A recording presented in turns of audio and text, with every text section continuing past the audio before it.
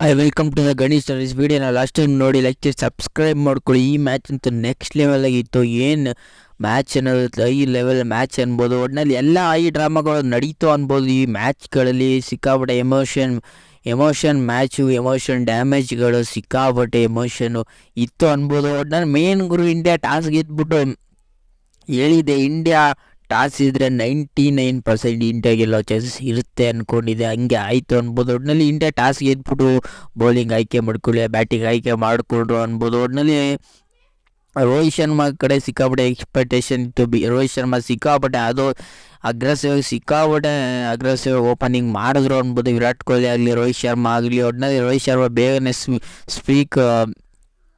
ಕ್ಯಾಚಿಂದ out ಆದರು ಅನ್ಬೋದು. ಒಟ್ಟಿನಲ್ಲಿ ಮೇನ್ ಗುರು ಒಟ್ಟಿನಲ್ಲಿ ವಿರಾಟ್ ಕೊಹ್ಲಿ ಬೇಗನೆ ಅವರಿಂದ ಔಟ್ ಆಗಲಿಲ್ಲ ಅನ್ಬೋದು. ಬಾಲ್ ಟು ಬಾಲ್ ರನ್ ಹೊಡೆದ್ರೆ ಇಲ್ಲಿ ಸಿಕ್ಕಾಪಟ್ಟೆ ಕ್ರೂಷಿಯಲ್ ಆಯಿತು ಅನ್ಬೋದು. ರಿಷಬ್ ಪಂತ್ ಬೇಗ ಔಟ್ ಆದರೆ ಮೇನ್ ಇಲ್ಲಿ ರಿಷಬ್ ಪಂತ್, ಸೂರ್ಯಕುಮಾರ್ ಯಾದವ್ ಸಿಕ್ಕಾಪಟ್ಟೆ ಮ್ಯಾಚ್ ಅಂತ ಹೇಳ್ಕೊಳ್ಳೋ ಮ್ಯಾಚು. ಮೇನ್ ಇಲ್ಲಿ ರಿಷಬ್ ಪಂತ್ 0 ಔಟ್ ಆದರೆ ಅವರಿಂದ ಸೂರ್ಯಕುಮಾರ್ ಯಾದವ್ 3 ರನ್ಗೆ ಔಟ್ ಆದರು ಅನ್ಬೋದು. ಇಲ್ಲಿ ಸಿಕ್ಕಾಪಟ್ಟೆ ಡೆತ್ಗೆ ಹೋಗ್ಬಿಡ್ತು ಇಂಡಿಯಾ ಬ್ಯಾಟ್ಸ್ಮನ್ಗಳು. ಏನು ಗುರು ಇಂಥ ಫೈನಲಲ್ಲಿ ಹಿಂಗೆ ಆಡಿದ್ರು, ಇಷ್ಟು ನೆಕ್ಸ್ಟ್ ಲೆವೆಲ್ ಆಟನ ಆಡಲಿಲ್ವಲ್ಲ ಇವರಿಬ್ಬರು ಅನ್ನೋ ಮೂಮೆಂಟ್ ಇತ್ತು ಅನ್ಬೋದು. ಅಲ್ಲಿವರೆಗೂ ವಿರಾಟ್ ಕೊಹ್ಲಿ ಅವರು ಚೆನ್ನಾಗಿತ್ತು. ಇವರಿಬ್ಬರು ಔಟ್ ಆದಮೇಲೆ ಸಿಕ್ಕಾಪಟ್ಟೆ ಬಾಲ್ ಟು ಬಾಲ್ ರನ್ ನೋಡಿದ್ರು ಅನ್ಬೋದು ವಿರಾಟ್ ಕೊಹ್ಲಿ. ಅದು ಬೇಕಾಗಿತ್ತು ಗುರು, ಏನೋ ಮಾಡೋಕ್ಕಾಗಲ್ಲ ಇಲ್ಲಿ. ವಿರಾಟ್ ಕೊಹ್ಲಿ ಅವ್ರದ್ದು ತಪ್ಪನ್ನೋಕ್ಕಾಗೋದೇ ಇಲ್ಲ. ಯಾಕೆಂದರೆ ಆ ಮೂಮೆಂಟಲ್ಲಿ ಇಂಡಿಯಾ ಬ್ಯಾಟ್ಸ್ಮನ್ಗಳು ಇರಲಿಲ್ಲ. ಯಾಕೆಂದರೆ ಇಂಡಿಯಾ ಬ್ಯಾಟ್ಸ್ಮನ್ಗಳು ಇನ್ನಿಬ್ಬರು 3 ಜನ ಇದ್ದರು ಹೊರತು ಅಂಥ ಬ್ಯಾಟ್ಸ್ಮನ್ಗಳು ಇದ್ರೂ, ಯಾಕೆಂದರೆ ಇಲ್ಲಿ ಇಬ್ಬರು ಸಡನ್ನಾಗಿ ಔಟ್ ಆಗ್ಬಿಟ್ರೆ ರನ್ ರೇಟು ಅದು ಇದು ಸಿಕ್ಕಾಪಟ್ಟೆ ಎಕ್ಸ್ಪೆಕ್ಟೇಷನ್ ಇರ್ತಿತ್ತು. ಈಗ ಒಂದು ವೇಳೆ ಏನಾದ್ರು ಮಿಸ್ ಆಗಿ ವಿರಾಟ್ ಕೊಹ್ಲಿ ಏನಾದ್ರು ಔಟ್ ಆಗ್ಬಿಟ್ಟಿದ್ರೆ ನೆಕ್ಸ್ಟ್ ಲೆವೆಲ್ ಆಟನ ಸೌತ್ ಆಫ್ರಿಕಾ 1 ಸೈಡ್ ಮಾಡೋ ಮ್ಯಾಚ್ ಇರ್ತಿತ್ತು ಅನ್ಬೋದು. ಅದರಿಂದ ವಿರಾಟ್ ಕೊಹ್ಲಿ ಅವರು ಬಾಲ್ ಟು ಬಾಲ್ ರನ್ಗಳು ಹೊಡೆದು 2 6 4 4ಗಳನ್ನ ಹೊಡೆದು ಒಳ್ಳೆ ಪವರ್ ಪ್ಲೇ ಒಳ್ಳೆ ಸ್ಟಾರ್ಟ್ ಕೊಟ್ಟರು ಅಂದ್ಬಿಟ್ಟು ವಿರಾಟ್ ಕೊಹ್ಲಿ ಅವರು 2 4 ಹೊಡೆದಿಂದನೇ ಅಲ್ಲಿಂದನೇ ಆಟೋಮೆಟಿಕ್ ಸ್ಟಾರ್ಟ್ ಆಯಿತು ಇಂಡಿಯಾಗೆ ಒಂದು ಲೆವೆಲ್ಗೆ. ಅಲ್ಲಿಂದನೇ ಪವರ್ ಪ್ಲೇಲಿ ಇಬ್ಬರು ಚೆನ್ನಾಗಿ ಸ್ಟಾರ್ಟ್ ಮಾಡಿಕೊಂಡ್ರು. ಆದರೆ ರೋಹಿತ್ ಶರ್ಮಾ ಒಂದು ತಪ್ಪು ಮಾಡಿದ್ರು. ರಿಷಬ್ ಪಂತ್, ಸೂರ್ಯಕುಮಾರ್ ಯಾದವ್. ಒಳ್ಳೆಯಲ್ಲಿ ವಿರಾಟ್ ಕೊಹ್ಲಿ, ಅಕ್ಷಯ್ ಪಟೇಲ್ ಒಳ್ಳೆ ನೆಕ್ಸ್ಟ್ ಲೆವೆಲ್ ಇದೇ ಮ್ಯಾಚ್ನ ಟರ್ನಿಂಗ್ ಮಾಡಿದ್ದು ಒಂದಿದೆ. ಇದೇ ಒಳ್ಳೆ ಗುಡ್ ಪಾರ್ಟ್ನರ್ಶಿಪ್ ಅನ್ಬೋದು. ಒಟ್ಟಿನಲ್ಲಿ 57-16 ಒಟ್ಟಿನಲ್ಲಿ ಒಳ್ಳೆ ಪಾರ್ಟ್ನರ್ಶಿಪ್ ಆಯಿತು ಅನ್ಬೋದು. ಒಟ್ಟಿನಲ್ಲಿ ಇವರಿಬ್ಬರದ್ದು ಪಾರ್ಟ್ನರ್ಶಿಪ್ಪೇ ಮ್ಯಾಚು ಕೈಯಿಂದ ಎಳ್ಕೊಂಡಿದ್ದು ಇಂಡಿಯಾದಿಂದ ಅನ್ಬೋದು. ಒಟ್ಟಿನಲ್ಲಿ ಇಂಡಿಯಾ ಹಿಂಗೆ ಅಗ್ರೆಸಿವ್ ಆಡ್ತಾರೆ ಅಂತ ನಾನು ತಂದ್ಕೊಂಡಿಲ್ಲ. ಒಟ್ಟಿನಲ್ಲಿ ನೆಕ್ಸ್ಟ್ ಲೆವೆಲ್ ಅಗ್ರೆಸಿವ್ ಆಟ ಇತ್ತು ಅನ್ಬೋದು. ಒಟ್ಟಿನಲ್ಲಿ ಮೇನ್ ಗುರು ಒಟ್ಟಿನಲ್ಲಿ India power play minimum 3 wicket 4 wicket ಅಲ್ಲೇ ಬಿದ್ದುಬಿಟ್ಟು ಒಂಚೂರು ಡೆಪ್ತ್ ಬ್ಯಾಟ್ಸ್ಮನ್ಗಳ ಕಳ್ಕೊಂಡ್ರು ಅಂದ್ರೂ ಇಲ್ಲಿ ವಿರಾಟ್ ಕೊಹ್ಲಿ ಮತ್ತು ಅಕ್ಷಯ್ ಪಟೇಲ್ ಆ ಕ್ರೂಷಿಯಲ್ ಪಾರ್ಟ್ನರ್ಶಿಪ್ ಇಲ್ಲಿ ಮ್ಯಾಟ್ರ್ ಆಗಿತ್ತು ಅನ್ಬೋದು. ಒಟ್ಟಿನಲ್ಲಿ ಮೇನ್ ಗುರು ವಿರಾಟ್ ಕೊಹ್ಲಿಯಿಂದನೇ ಈ ಮ್ಯಾಚ್ ಆಲ್ಮೋಸ್ಟ್ ಇಂಡಿಯಾ ಪರ ಆಗಿದೆ ವಿರಾಟ್ ಕೊಹ್ಲಿಯಿಂದ ಅನ್ಬೋದು. ಎಲ್ಲ ಮ್ಯಾಚಲ್ಲೂ 0 ಔಟ್ ಆಗಿ ಇನ್ನಿಂಗ್ಸ್ ಆಡಿ ಫುಲ್ಲು ಬೇಸತ್ತೋಗಿತ್ತು ಅನ್ಬೋದು ವಿರಾಟ್ ಕೊಹ್ಲಿಗೆ. ಒಟ್ಟಿನಲ್ಲಿ ವಿರಾಟ್ ಕೊಹ್ಲಿ ಇಷ್ಟು ಅಗ್ರೆಸಿವ್ ಆಗಿ ಹೋದ ಸತಿನೂ ಸೌತ್ ಆಫ್ರಿಕೆ ಯಾವ್ದಾದ್ರು ಟೂರ್ನಮೆಂಟ್ ತೆಗೆದು ನೋಡಿ. ಒಟ್ಟಿನಲ್ಲಿ ಈ ಇಂಡಿಯಾ ವರ್ಸಸ್ ಸೌತ್ ಆಫ್ರಿಕಾ ಅಂದಾಗ ವಿರಾಟ್ ಕೊಹ್ಲಿ ಚೆನ್ನಾಗಿ ಆಡಿದ್ದಾರೆ. ಹೋದ ಸತಿ 74 ರನ್ ಇವರು ಹೊಡೆದಿದ್ದಾರೆ, ಈ ಸತಿ 76 ರನ್ ಹೊಡೆದು ಔಟ್ ಆಗಿದ್ದಾರೆ ಅನ್ಬೋದು. ಮೇನ್ ಗುರು ಒಟ್ಟಿನಲ್ಲಿ ವಿರಾಟ್ ಕೊಹ್ಲಿ ಏನಾದ್ರು ಇನ್ನೂ ಲಾಸ್ಟ್ವರೆಗೂ ಇದ್ದಿದ್ರೆ 185 ಹೋಗೋ ಚಾನ್ಸಸ್ ಇರ್ತಿತ್ತು. ಒಟ್ಟಿನಲ್ಲಿ ವಿರಾಟ್ ಕೊಹ್ಲಿ ಬೇಗ ಔಟ್ ಆದರು. ಅವರಿಂದ ಅಕ್ಷಯ್ ಪಟೇಲ್ ಒಳ್ಳೆ ಅದು ರನ್ಔಟ್ ಮಿಸ್ ಆಗಿದ್ದು ಅನ್ಬೋದು. ವಿರಾಟ್ ಕೊಹ್ಲಿ ಔಟ್ ಆಗಿದ್ದು ಏನು ಅಂದ್ಕೊಂಡಿರಲಿಲ್ಲ. ಮೇನ್ ಗುರಿಲಿ ಅಕ್ಷಯ್ ಪಟೇಲು ಹಾಫ್ ಸೆಂಚುರಿನ ಮಿಸ್ ಮಾಡಿಕೊಂಡ್ರು ಅನ್ಬೋದು. ಮೋಸ್ಟ್ಲಿ ಇದು ಫಸ್ಟ್ ಸೆಂಚುರಿ ಅನ್ಬೋದು ಅಕ್ಷಯ್ ಪಟೇಲ್ದು. ಒಟ್ಟಲ್ಲಿ ಮಿಸ್ ಮಾಡಿಕೊಂಡ್ರೆ ಆ ರನ್ಔಟ್ ಏನು ಬೇಕಾಗಿರಲಿಲ್ಲ, ಅವರೇ ಮಿಸ್ ಆಗಿ ರನ್ಔಟ್ ಆದರು ಅನ್ಬೋದು. ಈ ಮೇನ್ ಇಲ್ಲಿ ಶಿವಮ್ ದುಬೆ, ಹಾರ್ದಿಕ್ ಪಾಂಡ್ಯ ಒಳ್ಳೆ ಇದು ಮಾಡಿದ್ರು ಅನ್ಬೋದು. ಒಟ್ಟಿನಲ್ಲಿ ಮೇನ್ ಗುರು ಇಲ್ಲಿ ಶಿವಮ್ ದುಬೆ ಒಳ್ಳೆ ಇನ್ನಿಂಗ್ಸ್ ಆಡಿದ್ರು. 1 6 3 4 ಒಟ್ಟಿನಲ್ಲಿ 27 ರನ್ ಹೊಡೆದ್ರು. ಅದು ಮತ್ತು ವಿರಾಟ್ ಕೊಹ್ಲಿ, ಶಿವಮ್ ದುಬೆ, ವಿರಾಟ್ ಕೊಹ್ಲಿ ಒಟ್ಟಿನಲ್ಲಿ ಚೆನ್ನಾಗಿ ಪಾರ್ಟ್ನರ್ಶಿಪ್ನ ಎಲ್ಲರ ಜೊತೆನೂ ವಿರಾಟ್ ಕೊಹ್ಲಿ ಬಂದವ್ರ ಜೊತೆಯಲ್ಲಿ ಅಲ್ಲಿ ನಾರ್ಮಲ್ ಕ್ರಿಕೆಟ್ ಆಡಿ ಒಳ್ಳೆ ತಾಳ್ಮೆ ಆಟ ಆಡಿ ಒಟ್ಟಿನಲ್ಲಿ ಇದು ಹೆಂಗೆ ಎಕ್ಸ್ಪ್ಲೇನ್ ಮಾಡೋದು ಅನ್ನೋದಕ್ಕಿಂತ ಒಟ್ಟಿನಲ್ಲಿ ಇದು ಇಂಡಿಯಾಗೆ ಗೆಲ್ಲೋ ಮ್ಯಾಚ್ ಇರ್ತಿತ್ತು. ಒಟ್ಟಿನಲ್ಲಿ ಗೆದ್ಕೊಂಡ್ರು ಅನ್ಬೋದು. ಮೇನ್ ಇಲ್ಲಿ ಎಕ್ಸ್ಪೀರಿಯನ್ಸ್ ಸಿಕ್ಕಾಬಿಟ್ಟೆ ಮ್ಯಾಟ್ರ್ ಆಯಿತು ವಿರಾಟ್ ಕೊಹ್ಲಿ ಎಕ್ಸ್ಪೀರಿಯನ್ಸಿನ ಮ್ಯಾಚ್ ಅನ್ಬೋದು. ಒಟ್ಟಿನಲ್ಲಿ ಮೇನ್ ಗುರು ಒಟ್ಟಿನಲ್ಲಿ ಹಂಗಂತ ಇಲ್ಲಿ ಸೌತ್ ಆಫ್ರಿಕಾ ಬೌಲರ್ನ ಇದು ಮಾಡೋಂಗಿಲ್ಲ. ಒಟ್ಟಿನಲ್ಲಿ ಬಂದವರೆಲ್ಲ ವಿಕೆಟ್ ತಕ್ಕೊಟ್ರು ಅನ್ಬೋದು. ಮಹಾರಾಜನಾಗಲಿ, ರವಾಡ ಆಗಲಿ, ಒಟ್ಟಿನಲ್ಲಿ ಮೇನ್ ಒಟ್ಟಿನಲ್ಲಿ ಮಾರ್ಕಮ್ ಆಗಲಿ ಎಲ್ಲರೂ ಬಂದವರೆಲ್ಲ ಸಿಕ್ಕಾಪಟ್ಟೆ ಆದರೂ ಎಲ್ಲರಿಗಿಂತ ಸಿಕ್ಕಾಪಟ್ಟೆ ಎಕ್ಸ್ಪೆನ್ಸಿವ್ ಆದರೂ ಅಂದರೆ ಇಲ್ಲಿ ಸೌತ್ ಆಫ್ರಿಕಾ ನಾನು ಹೇಳಿದೆ ಪ್ರಿವ್ಯೂ ವಿಡಿಯೋದಲ್ಲಿ ಬೌಲಿಂಗು ತುಂಬ ಚೆನ್ನಾಗಿದೆ, ಬೌಲಿಂಗ್ ಅಟ್ಯಾಕು ತುಂಬ ಚೆನ್ನಾಗಿದೆ ಅಂತ ಹೇಳಿದೆ. ಅದರಿಂದನೇ ಬೌಲಿಂಗಿಂದನೇ ಇವರು ಮ್ಯಾಚ್ಗೆಲ್ಲ ಮೂಮೆಂಟ್ನ ಸ್ಟಾರ್ಟ್ ಮಾಡಿಕೊಂಡ್ರು ಅನ್ಬೋದು. ಒಟ್ಟಿನಲ್ಲಿ 176ನ ಚೇಸ್ ಮಾಡೋಕ್ಕೆ ಅಂತ ಹೇಳ್ಕೊಳ್ಳೋ ಚೇಸ್ ಸಿಕ್ಕಲಿಲ್ಲ ಅನ್ಬೋದು. ಯಾಕೆಂದರೆ ಇಲ್ಲಿ ವಿರಾಟ್ ಕೊಹ್ಲಿ ಸಿಕ್ಕಾಪಟ್ಟೆ ಅಗ್ರೆಸಿವ್ ಆಡಿದ್ರು ಅನ್ಬೋದು. ಒಟ್ಟಿನಲ್ಲಿ ಕುಟ್ಕೊಂಡು ಆಡಿದ್ರು ಬಾಲು ತಿಂದರು, ಯಾರು ಏನಾರು ಒಟ್ಟಿನಲ್ಲಿ ಅಂದ್ಕೊಂಡ್ರು ವಿರಾಟ್ ಕೊಹ್ಲಿ ಅಕ್ಷಯ್ ಪಟೇಲ್ ಆ ಕ್ರುಷಿಯಲ್ ಪಾರ್ಟ್ನರ್ಶಿಪ್ಪಿಂದನೇ ಇಲ್ಲಿವರೆಗೂ ಬರೋಕ್ಕಾಯ್ತು ಅನ್ಬೋದು. 176 ರನ್ನು ಮತ್ತು ಶಿವಮ್ ದುಬೆ ಕ್ಯಾಮೆ ಇನ್ನಿಂಗ್ಸ್ ಆಗಲಿ, Rohit Sharma power play start ಮಾಡಿಕೊಟ್ಟಿದ್ದಾಗಲಿ, ಒಟ್ಟಿನಲ್ಲಿ ಅದರಿಂದನೇ ಮ್ಯಾಚ್ನ ಗೆಲ್ಲಕ್ಕೆ ಒಂಚೂರು ಅಡಿಪಾಯ ಆಗ್ತು ಅನ್ಬೋದು. ಒಟ್ಟಿನಲ್ಲಿ ಹಾರ್ದಿಕ್ ಪಾಂಡ್ಯ ಔಟ್ ಆಗದೆ ಲಾಸ್ಟ್ವರೆಗೂ ಇದ್ರು ಅನ್ಬೋದು. ಜಡೇಜಾ ಅವರು ಜಸ್ಟ್ 2 ರನ್ ಹೊಡೆದು ಬೇಗನೆ ಔಟ್ ಆದರು ಅನ್ಬೋದು. ಅಟ್ಲೀಸ್ಟ್ ಜಡೇಜಾ ಒಂದು 6-4 ಆದರೂ ಹೊಡೆಯೋದಿತ್ತು ಆ ಗ್ಯಾಪಲ್ಲಿ.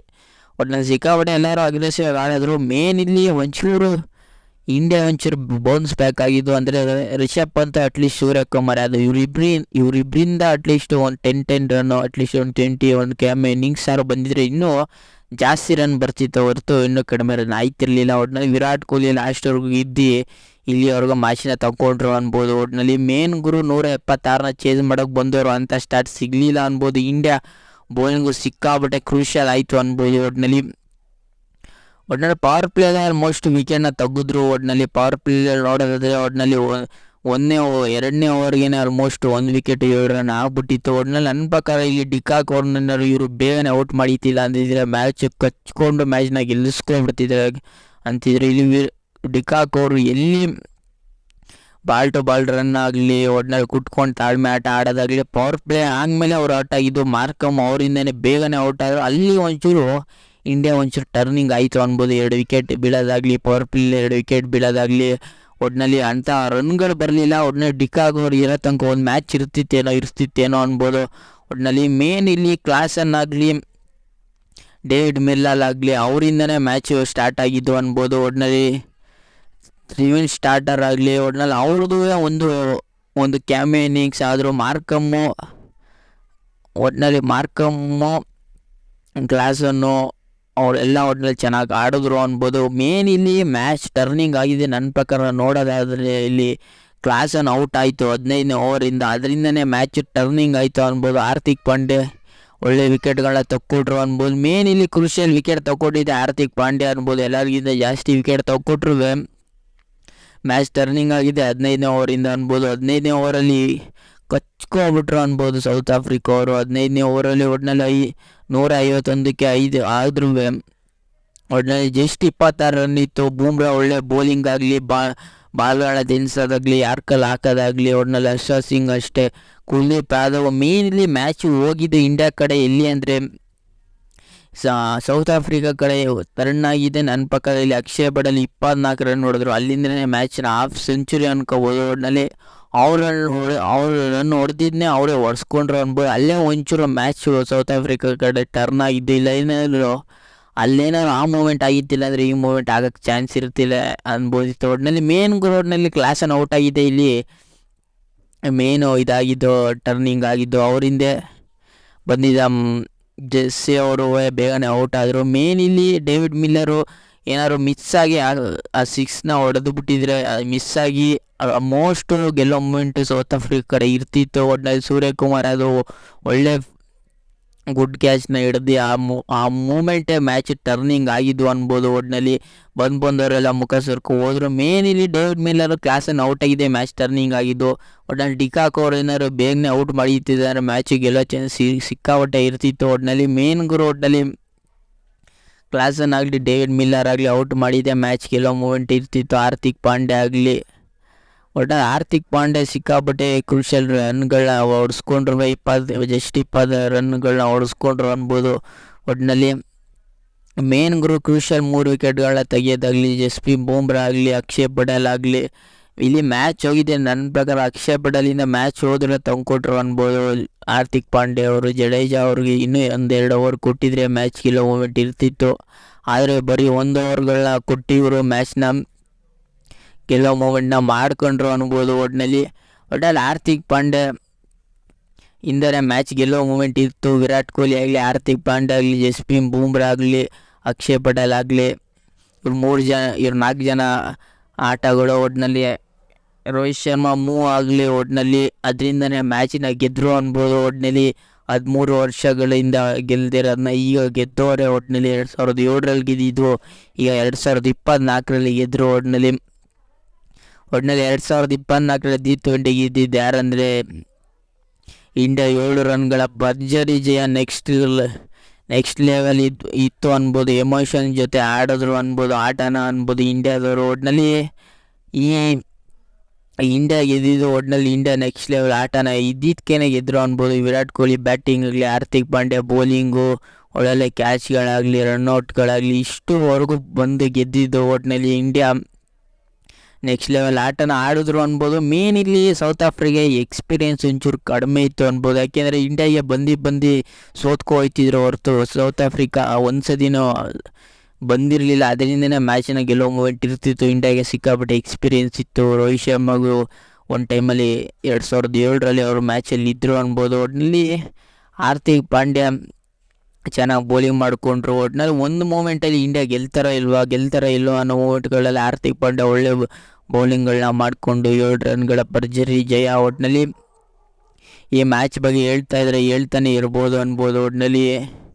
15ನೇ ಓವರ್ ಮ್ಯಾಚ್ ಟರ್ನಿಂಗ್ ಆಯಿತು. ಒಟ್ಟಿನಲ್ಲಿ ಕ್ಲಾಸನ್ನಾಗಲಿ, ಡೇವಿಡ್ ಮಿಲ್ಲರ್ ಆಗಲಿ ಔಟ್ ಮಾಡಿಕೊಂಡು ಮ್ಯಾಚ್ನ ಗೆಲ್ಲಿಸಿದ್ರು ಅನ್ಬೋದು. ಒಟ್ಟಿನಲ್ಲಿ ವಿರಾಟ್ ಕೊಹ್ಲಿ ಬಗ್ಗೆ ಇಷ್ಟೊಂದು ರನ್ಗಳು ಬರ್ತಿರ್ಲಿಲ್ಲ. ಹಾರ್ದಿಕ್ ಪಾಂಡ್ಯಗಳ ಬಗ್ಗೆ ಏನೋ ಮಾತಾಡ್ತಿದ್ರು, ಸಿಕ್ಕಾಪಟ್ಟೆ ಸೈಲೆಂಟ್ ಆಗಿದ್ರು ಅನ್ಬೋದು. ಹಾರ್ದಿಕ್ ಪಾಂಡ್ಯ ಕೊನೆಗೆ ಸಿಕ್ಕಾಪಟ್ಟೆ ಎಮೋಷನ್ ಆದರು. ಹಾರ್ದಿಕ್ ಪಾಂಡ್ಯ ಆಗಲಿ, ಟೀಮಲ್ಲಿ ಇದ್ದವರೆಲ್ಲ ಆಲ್ಮೋಸ್ಟ್ ಸಿಕ್ಕಾಪಟ್ಟೆ ಎಮೋಷನ್ ಆದರು. ಒಟ್ಟಿನಲ್ಲಿ ವಿರಾಟ್ ಕೊಹ್ಲಿ ಈ ಮ್ಯಾಚಿಂದ T20ಯಿಂದ ರಿಟೈರ್ಡ್ ಆಗೋ ಚಾನ್ಸ್ ಇದೆ ಅನ್ಬೋದು. ರಿಟೈರ್ಡ್ ಆದರು ಅನ್ಬೋದು. ಒಟ್ಟಿನಲ್ಲಿ ಅವರೇ ಬಂದು ಹೇಳಿದ್ರು, ನಾನು ಈ ಮ್ಯಾಚ್ನ ಲಾಸ್ಟ್ ಇನ್ನು ಆಡೋದಿಲ್ಲ ಅಂತ ಅವರೇ ಬಂದು ಹೇಳಿದ್ರು. ರೋಹಿತ್ ಶರ್ಮಾನು ಆಡೋದು ಡೌಟ್. ಅವ್ರೇನು ಹೇಳಿದ್ರು ಒಂದು ಮಾತಲ್ಲಿ, ನಾನು ಆಡೋದಿಲ್ಲ ಈ ಮ್ಯಾಚ್ನ, ಇನ್ನು ಮುಂದೆ T20 ನಾನು ಆಡೋದಿಲ್ಲ. ODI ಆಗಲಿ T20 ಆಗಲಿ ಇಬ್ಬರು, ರೋಹಿತ್ ಶರ್ಮಾ, ವಿರಾಟ್ ಕೊಹ್ಲಿ ಇಬ್ಬರು ಆಡೋದಿಲ್ಲ. ಹಂಗೆ ಕೋಚಿಂಗ್ ರಾಹುಲ್ ದ್ರಾವಿಡ್ ಅವರು ಈ ಮ್ಯಾಚಿಂದ ಲಾಸ್ಟ್ ಮ್ಯಾಚ್ ಅನ್ಬೋದು. ಒಟ್ಟಿನಲ್ಲಿ ಒಳ್ಳೆ ಸೆಂಡ್ ಆಫ್ ಸಿಕ್ತು ಅನ್ಬೋದು. ವಿರಾಟ್ ಕೊಹ್ಲಿಗಾಗಲಿ, ರೋಹಿತ್ ಶರ್ಮಾ ಆಗಲಿ, ರಾಹುಲ್ ದ್ರಾವಿಡ್ಗಾಗಲಿ ಒಳ್ಳೆ ಸೆಂಡ್ ಆಫ್ ಅನ್ಬೋದು. ಒಟ್ಟಿನಲ್ಲಿ ಯಾರು ಹಿಂಗೆ ಗೆದ್ಕೊಂಡು ಇಂಥ ಒಳ್ಳೆ ಸೆಂಡ್ ಆಫ್ನ ಯಾರಿಗೂ ಸಿಗ್ತಿರ್ಲಿಲ್ಲ. ಇವ್ರಿಗೆ ಒಳ್ಳೆ ಸೆಂಡ್ ಆಫ್ನ ಸಿಕ್ಕೊಂಡ್ರು ಅನ್ಬೋದು. ಒಂದು ಖುಷಿ ಆಗೋದಂದರೆ ಒಂದು ಇಂಡಿಯಾ ಗೆದ್ದರು, ಇನ್ನೊಂದು ಒಂಚೂರು ಬೇಜಾರಾಗೋದಂದರೆ ರೋಹಿತ್ ಶರ್ಮಾ, ವಿರಾಟ್ ಕೊಹ್ಲಿ ರಿಟೈರ್ಮೆಂಟು, ಮತ್ತು ಕೋಚಿಂಗಿಂದ ರಾಹುಲ್ ದ್ರಾವಿಡು ರಿಟೈರ್ಮೆಂಟು. ಏನು ಮಾಡೋಕ್ಕಾಗಲ್ಲ, ಇದನ್ನು ಅನುಸರಿಸ್ಕೊಂಡು ಹೋಗಲೇಬೇಕು. ಇದೇ ಕ್ರಿಕೆಟ್ ಅನ್ನೋದು. ಏನು ಆಗೋದಿಲ್ಲ ಕ್ರಿಕೆಟಲ್ಲಿ, ಎಲ್ಲ ಥರ ಆಗೋ ಚಾನ್ಸಸ್ ಇರುತ್ತೆ ಅನ್ಬೋದು. ಅದಕ್ಕೆ ಕ್ರಿಕೆಟ್ ಅನ್ನೋದು. ಒಟ್ಟಿನಲ್ಲಿ ಒಟ್ಟಿನಲ್ಲಿ ಈ ಮ್ಯಾಚ್ ಬಗ್ಗೆ ಮಾತಾಡ್ತಿದ್ರೆ ಸಿಕ್ಕಾಪಟ್ಟೆ ಮಾತಾಡೋದೇ ಅನ್ನಿಸ್ತಿರ್ತದೆ. ಒಟ್ಟಿನಲ್ಲಿ ಇಷ್ಟೊಂದು ಎಮೋಷನ್ಗಳಾಗಲಿ, ಇಂಡಿಯಾ ವಿರಾಟ್ ಕೊಹ್ಲಿ ಬಗ್ಗೆ ಮಾತಾಡೋದಾಗಲಿ, ಹಾರ್ದಿಕ್ ಪಾಂಡ್ಯ ಮಾತಾಡೋದಾಗಲಿ ಸಿಕ್ಕಾಪಟ್ಟೆ ಸೈಲೆಂಟ್ ಆಗಿದ್ದರು. ಈ ಲಾಸ್ಟ್ ಮ್ಯಾಚಲ್ಲಿ ಹೇಳಿದರು ರೋಹಿತ್ ಶರ್ಮಾಗೆ ಒಂದು ಫೈನಲ್ ಹೋಗೋರು ರೋಹಿತ್ ಶರ್ಮಾ ಹೇಳಿದರು, ವಿರಾಟ್ ಕೊಹ್ಲಿ ಆಡ್ತಾರೆ, ನಾವು ತಲೆ ಕೆಡಿಸ್ಕೊಳ್ಳೋರು ಅವ್ರ ಬಗ್ಗೆ ಅಂತ. ಒಟ್ಟಿನಲ್ಲಿ ಆ ಮಾತನ್ನ ಉಳಿಸ್ಕೊಂಡ್ರು ಅನ್ಬೋದು. ಒಟ್ಟಿನಲ್ಲಿ ಈ ಮ್ಯಾಚ್ ಬಗ್ಗೆ ಮಾತಾಡ್ತಾನೆ ಇರೋದು ಅನ್ನಿಸ್ಬೋದು. ಒಟ್ಟಿನಲ್ಲಿ ಇಂಡಿಯಾ ಇಷ್ಟು ಕ್ರೂಷಿಯಲ್ ಆಗಿರೋ ಮ್ಯಾಚ್ಗಳ ಬುಡಕ್ಕೆ ಬಂದ್ಕೊಂಡು ಗೆಲ್ಲಿಸಿದ್ರು ಅನ್ಬೋದು. ಒಟ್ಟಿನಲ್ಲಿ ಹಾರ್ದಿಕ್ ಪಾಂಡ್ಯ ಚೆನ್ನಾಗಿ ಗೆಲ್ಸ್ಕೊಟ್ರು, ವಿರಾಟ್ ಕೊಹ್ಲಿನೂ ಅಷ್ಟೇ ಅನ್ಬೋದು. ಒಟ್ಟಿನಲ್ಲಿ ಈ ವಿಡಿಯೋನ ಸಿಕ್ಕಾಪಟ್ಟೆ ಲೆಂತ್ ಆದರೂ ಏನೂ ಮ್ಯಾಟ್ರ್ ಆಗಲ್ಲ ಅನ್ಬೋದು. ಯಾಕೆಂದರೆ ಇಂಡಿಯಾ ಅಂದಾಗೆಲ್ಲ ಇಂಡಿಯಾ ಎಮೋಷನ್ ಹೈ ಇರುತ್ತೆ ಅನ್ಬೋದು. ಒಟ್ಟಿನಲ್ಲಿ ಚೆನ್ನಾಗಿತ್ತು ಮ್ಯಾಚು ಅನ್ಬೋದು. ಸಿಕ್ಕಾಪಟ್ಟೆ ಕ್ರೂಷಿಯಲ್ ಮ್ಯಾಚ್ಗಳನ್ನ ಮಾಡಿಕೊಂಡ್ರು ಅನ್ಬೋದು. ಅದೇ ಎಕ್ಸ್ಪೀರಿಯೆನ್ಸ್ ಮ್ಯಾಟ್ರ್ ಆಯಿತು. ಒಂದೊಳ್ಳೆ ಲಕ್ ಫ್ಯಾಕ್ಟರ್ ಅನ್ಬೋದು ಹಾರ್ದಿಕ್ ಪಾಂಡ್ಯ. ಒಟ್ಟಿನಲ್ಲಿ ಆ ಲಕ್ ಫ್ಯಾಕ್ಟರಿಂದಲೇ ಮ್ಯಾಚ್ ಗೆದ್ದಿರ್ಬೋದು. ಒಟ್ಟಿನಲ್ಲಿ ಒಟ್ಟಿನಲ್ಲಿ ಹಾರ್ದಿಕ್ ಪಾಂಡ್ಯ ಬಗ್ಗೆ ಅಷ್ಟು ಕ್ರಿಟಿಸಿಸಮ್ ಇದ್ರೂ ಜನಗಳು ಏನೋ ತಲೆ ಕೆಡಿಸ್ಕೊಳ್ಳದೆ ಸಿಕ್ಕಾಪಟ್ಟೆ ಚೆನ್ನಾಗಿ ಮಾಡಿಕೊಂಡು ಬೌಲಿಂಗ್ಗಳನ್ನ ಏನೇ ಅನ್ನಲಿ, ಎಂಥ ಸಿಚುವೇಶನ್ ಇರಲಿ, ನಾನು ಇಂಡಿಯಾ ಗೆಲ್ತಾರೆ ಅಂತ ಅಂದ್ಕೊಂಡಿದ್ದೆ. ಈ ರಿವ್ಯೂ ನಿಮ್ಗೇನಾದ್ರು ಇಷ್ಟ ಇದೆ ಲೈಕ್ ಶೇರ್ ಸಬ್ಸ್ಕ್ರೈಬ್ ಮಾಡ್ಕೊಳ್ಳಿ. ಒಟ್ಟಿನಲ್ಲಿ ಹೈ ಇಂಟೆನ್ಷನ್ ಮ್ಯಾಚ್ ಇತ್ತು. ಈ ಮ್ಯಾಚ್ ಬಗ್ಗೆ ನಿಮ್ಗೇನು ಅನ್ನಿಸ್ತು? ಒಟ್ಟಿನಲ್ಲಿ ಈ ರಿವ್ಯೂ ನಿಮ್ಗೇನಾದ್ರು ಇಷ್ಟ ಇದೆ ಲೈಕ್ ಶೇರ್ ಸಬ್ಸ್ಕ್ರೈಬ್ ಮಾಡ್ಕೊಳ್ಳಿ. ಸಿಕ್ಕಾಪಟ್ಟೆ ಮಾತಾಡಿದೆ. ಒಟ್ಟಿನಲ್ಲಿ ಇಂಡಿಯಾ ಗೆಲ್ತು ಗುರು. ಒಟ್ಟಿನಲ್ಲಿ ಲೈಕ್ ಶೇರ್ ಸಬ್ಸ್ಕ್ರೈಬ್ ಮಾಡ್ಕೊಳ್ಳಿ. ಸುಮಾರು ಜನ ಸಬ್ಸ್ಕ್ರೈಬ್ ಮಾಡದೆ ನೋಡ್ತಿದ್ದೀರ ಗುರು.